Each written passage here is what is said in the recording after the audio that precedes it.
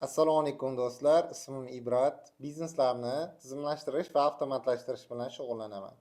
Bugungi darsimizda 5 minut ichida AppSheet'da noldan dastur yasab ko'ramiz. Buning uchun bizga ikkita dastur kerak bo'ladi. Birinchisi Google Sheet va AppSheet. Google Sheet'da o'zim uchun mana onlayn qarz daftari deb ochdim. Bu yerga kontakt yozamiz. Kontakt ismi, ID raqam, ism, telefon, 3 ta ma'lumot va qarz berish deb ochamiz. Qarz berish, mana qarz berish, ID, sana, qachon, kontakt kimga, qancha, demak qancha, qachongacha deb qo'yamiz. Qachongacha berdik. Yopilish holati, ya'ni yopildimi yo'qmi bilishimiz uchun. Endi AppSheet'ga kiramiz, Hazdatni bosib, Start with existing dataga kiramiz. Onlayn qarz daftar.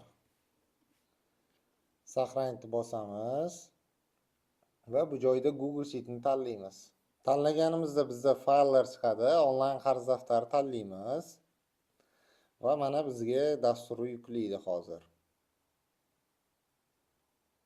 Dasturimiz yuklandi. Endi bu joyda data qismiga kirib, biz kontaktdan keyin qarz berishni o'zimizga yuklab olishimiz kerak. Mana yuklab oldik. Endi mana o'ng tomonimizda dasturimizning ko'rinishi.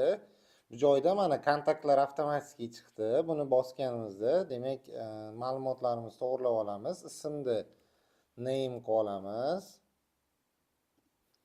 Ismimiz bo'ladi. Telefonni, demak, fon qilib olamiz. Qarz berishga kirib, sanani date qilib olamiz. Kontakt bog'landi. Qancha degan joyga number yozamiz, qachonga degan joyga date qilamiz. Yopilish holatini, demak, yes no qilib qo'yamiz. Avtomatik birinchi no holatida bo'ladi, chunki yopilmagan. Bitta saqlanishni bosamiz.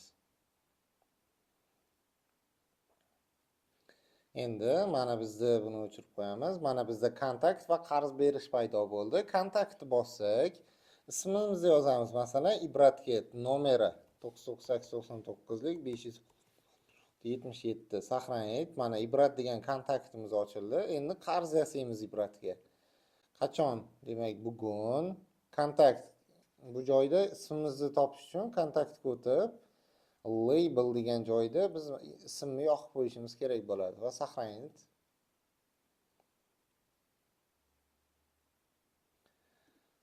Endi qarz berishga kiramiz. Demak, sanaga bugunni tanlaymiz. Bugun Ibratga qancha deylik? Mana 1 million so'm berdik. 1 million so'm qachongacha? Bir haftaga. Demak, 28-ga yopilish holatini o'tirib turadi va saqlanishni bosamiz. Demak, bizda hozir ikkita ma'lumot paydo bo'ladi. Negadir bu yozuvlar paydo bo'lyapti. Bu aslida o'zi sizlarda ikonka paydo bo'ladi bu joyda. Buni jadval qilamiz. Kontaktlarni ham biz jadval ko'rinishiga keltiramiz. Ya'ni mana kontaktda biz Ibrat degan kontaktimiz bor. Buni telefon qilishimiz ham mumkin biz. Qarz berishda esa mana kimga qachon qarz berganimizni biz yozib qo'yamiz. Keyingi darslarda ushbu dasturni yanada kuchaytirib boramiz. Ko'rinishida, ishlashida, funksiyalarni o'rganish uchun turli xil funksiyalarni foydalanib ko'ramiz. Darslarimizni kuzatishda davom eting. E'tiboringiz uchun rahmat.